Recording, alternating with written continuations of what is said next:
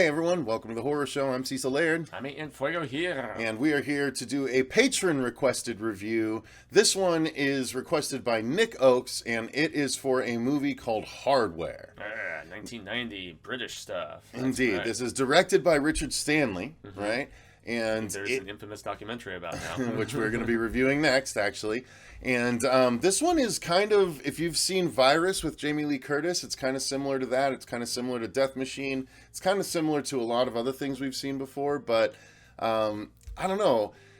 Doing our reviews like we normally do, which are overall thoughts, then the story, the acting, the effects for sure, all that good stuff in turn. So my overall thoughts for Hardware was it was entertaining. I was like a little worried for a good stretch of the movie because not a lot was happening, and then finally the third act went pretty bonkers and went for it, and so I was all about it after that. So I ultimately really enjoyed the movie. I'm kind of bummed again that I didn't see it when I was younger because I think I would have loved it even more back then.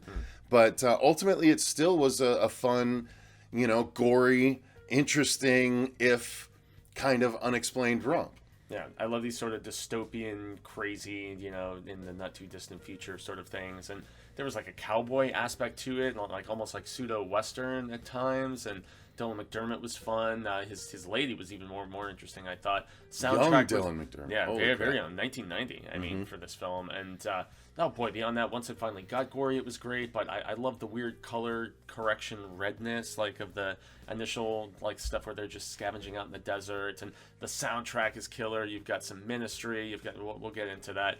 Iggy Pop, goodness man, even Lemmy from Motorhead makes a cameo. He's the guy driving the boat at that one particular point. So I don't know. This was ironically right up my alley. I dug the hell out of this, Nick. Good call, sir. This is one that's been on my radar to watch for quite a while, and I just never got around to it. Well, why don't you go ahead and launch into the story then while I fix a couple of things. Yeah, do your thing. So basically, we in the not too distant future have big totalitarian government about to implement this kind of order, directive, whatever the hell you want to say, where they're gonna start not allowing people to procreate anymore, and so that's one of the big key points. And you have Dylan McDermott's character, who was like this scavenger out in the deserts and everything, and he's trying to find different different junk that might be worth something. And so he's trying to get back to his lady, who lives in one of these populated cityscape type areas and stuff. But I got super Brazil vibes to this. I got lots of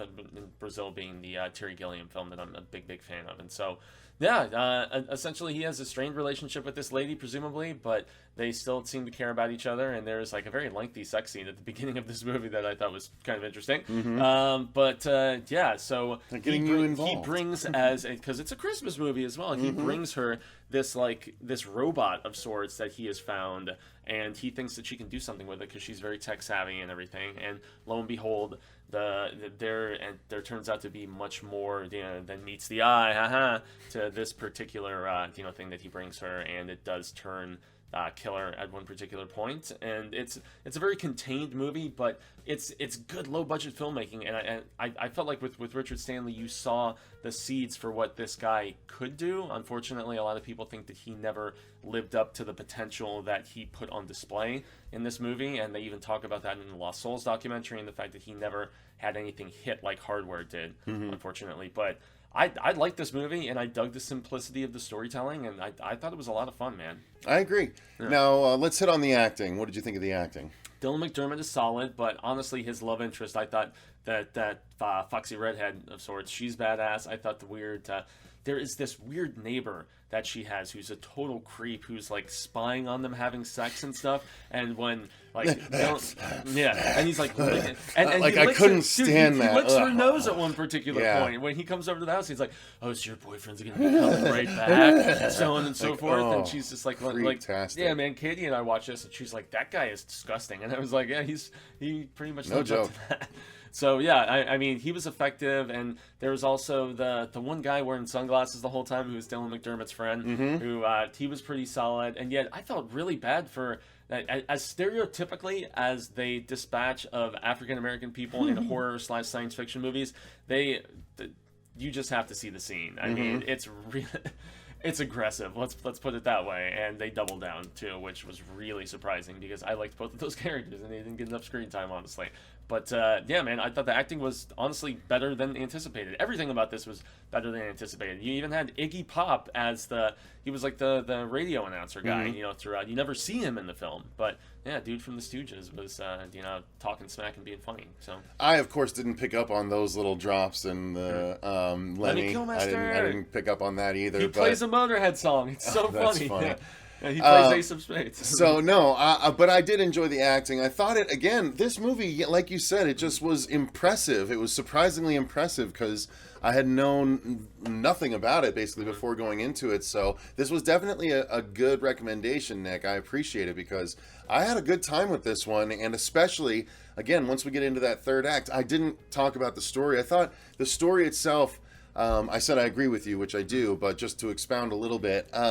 I thought the story itself was a little bit slow in the first 2/3, and I felt like I was dropping in and out because I like found myself checking my phone and stuff like that. But once the third act kicks in and once the AI sort of starts going, it takes a while to get to some carnage. Honestly. It does. But once that happens, I was keyed in for sure. So I thought the story pacing could have used some work, a little bit. But otherwise, it was really fun, and the acting again was better, like you said, better than I anticipated. Okay. So I don't really have many gripes there either. So let's talk about the effects, or let's talk about the music. I know you want to talk about the music. The music was great, man. I loved the pseudo score that we had going on here because of the fact that it's got like a weird dystopian, like futuristic, like, you know, bleeps and bloops, like synthesizer type thing going down. But then it also has certain recollections to like westerns with like the strummy guitar stuff, which I thought was really rad. And then of course you have a Ministry song from The Land of Rape and Honey, which was great. I mean, you've got some, well, obviously, as I mentioned, Lemmy already and stuff. So I don't know. I thought the soundtrack was great, and the sound effects made you feel like you were front and center in this just weird dystopian, you know, era of sorts. And I don't know, I thought that it was very effective, and this is a movie that I felt was before its time, you know, really, especially being 1990 when I was watching this. I was like, really, 90? Holy cow. You know, so it still has a big time 80s influence in some of the, you know, soundscapes and whatnot, but that was really endearing to me, honestly. So yeah, no, I enjoyed the music again, not quite on the level as you, but I did enjoy it. I thought I love anything that's heavy, you know, involved in you know, in the 90s where there was killing and stuff like that. Like I really dug that in movies, even if I couldn't pinpoint the artists or the songs and stuff like that. That was never my forte, but I still enjoyed it. So it definitely complemented what we were seeing on screen for sure. Yeah, man, and the effects were solid. Once we finally got to the actual like robot kills, I thought those were pretty dope. There was one in particular with a door closing that was really grisly and gross, and I thought that was rad status. And the set design honestly was really, I mean, this is where, despite being in a contained area and being low budget in that aspect, I felt like everything looked like, you know, pretty out of this world at times, which is, you know, a credit to Stanley and the funding that he was able to get together for this movie. And I love the stuff just with the weird color correction of red, like I mentioned at the beginning, where they're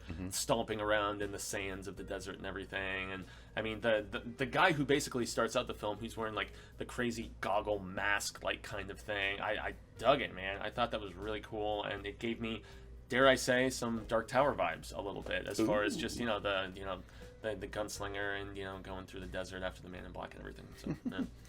So, I don't know. Is there anything else to really touch on? The cinematography is pretty good. It's pretty early 90s, though. I mean, nothing distracting, but nothing outstanding either. Yeah, and I mean, I just have to continually just reference back to Terry Gilliam's Brazil, because I really felt like, you know, Richard Stanley took a lot of cues from that film, and with good reason, because Brazil is badass, and yeah, this kind of has that vibe to it at times, especially with, you know, like his meeting with the little midget guy that he's trying to like sell. Little person. Little person. Yes, exactly. Watch where he's yourself. Yes, I know. I don't want to have Chris Bethel getting on me again. Yeah, man. I mean, I really enjoyed this, actually, so much more than I was anticipating. So it was on my radar for a reason, Nick, and I'm glad that I finally you pushed me to finally get around to watching it. So yeah, good times, man. So there you go, guys. Why don't you let us know in the comments down below, what do you think of Hardware? Did you get around to seeing this one? Had you heard of it before this review? Again, I love when our patrons suggest movies that I absolutely should have seen much earlier. I mean, I would have been 10 when this came out. This is one of those, and I probably should have snuck it when I was 11 or 12, honestly, because that's when I was getting into everything hardcore. Same. This would have been something that I probably needed to see when I was doing like the 5 for 5 at Superstar or something when I was a kid and renting all the VHS. And this for me, it was the 3 for 99-cent Tuesdays, that video update. Yeah.